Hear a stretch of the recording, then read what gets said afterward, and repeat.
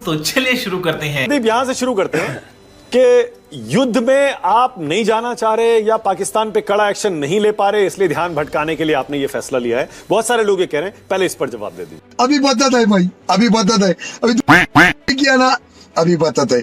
पाकिस्तान के आतंक के आकाओं को मुंहतोड़ जवाब मिलेगा। कांग्रेस पार्टी के नेता सिद्धरमैया से लेकर बीके हरिप्रसाद से लेकर उनके जम्मू कश्मीर के कांग्रेस चीफ और तमाम ये लोग जो पाकिस्तान की बैटिंग कर रहे हैं, अभी तक कांग्रेस पार्टी ने इनको सस्पेंड नहीं किया है, वो भी उतने ही घबराए हुए हैं जितने पाकिस्तान के आका घबराए हुए हैं। तो जो लोग पहले भी प्रूफ मांग रहे थे और अभी भी इतनी घबराहट है, वो घबराए ना, इतना बड़ा जवाब मिलेगा कि आने वाली 7 पुष्टियां आतंक की याद रखेगी। क्या बात है सर, क्या बात है सर, क्या बात है, ये बात है। ठीक है, अब क्या होता है, मैं आ जाता हूँ। मैं सवाल पूछूं?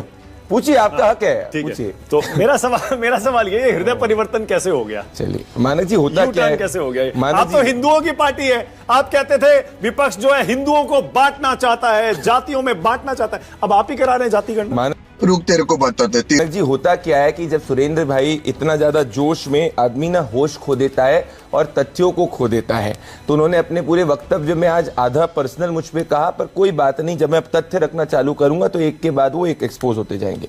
18 सितंबर 2024 को 18 सितंबर 2024 को, ये मैं नहीं बोल रहा हूं, इंडियन एक्सप्रेस का एडिटोरियल का न्यूज रिपोर्ट है, आदरणीय गृह मंत्री अमित शाह जी ने एक प्रेस कॉन्फ्रेंस करी थी जिसमें एक पत्रकार ने उनसे सवाल पूछा था जातीय जनगणना का क्या होगा। ये मेरा नहीं, 18 सितंबर उन्होंने बोला कि बहुत सून जो है वो अनाउंस किया जाएगा, वेट करो अनाउंसमेंट के लिए। 18 सितंबर 2024। साला ये दुख का खत्म नहीं होता बे।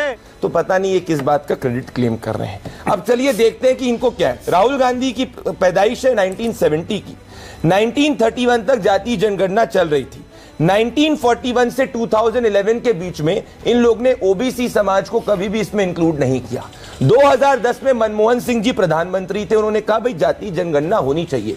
कांग्रेस पार्टी ने नहीं करवाया सर्वे और एसएससी नाम का एक चीज कराई, कास्ट एन्यूमरेशन नहीं कराया, जिसमें 4,890 करोड़ रुपए खर्च किए गए और 8 करोड़ गलतियां पाई गई। शर्म करो, शर्म।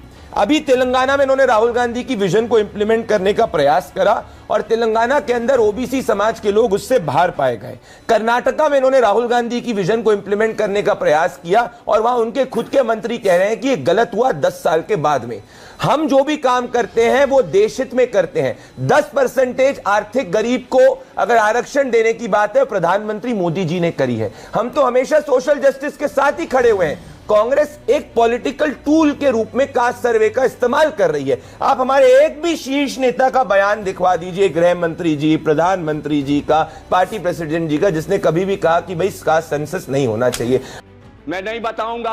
हम तो कह रहे हैं सेंसस के साथ कास्ट एन्यूमरेशन होना चाहिए। ये तो पॉलिटिकल टूल और सिर्फ सर्वे की बात कर रहे हैं। सर्वे और सेंसस में फर्क होता है। इनने सिर्फ और सिर्फ सर्वे की बात करी, हम सेंसस की बात कर रहे हैं। तो इसीलिए आज देश को पता है कि कांग्रेस जो पॉलिटिकल एजेंडा इस्तेमाल करने का प्रयास कर रही थी, आज हर ओबीसी इस बात पे खुश है कि प्रधानमंत्री नरेंद्र मोदी जी ने उनका ड्यू हक उनको दिया है। शाबाश बेटा।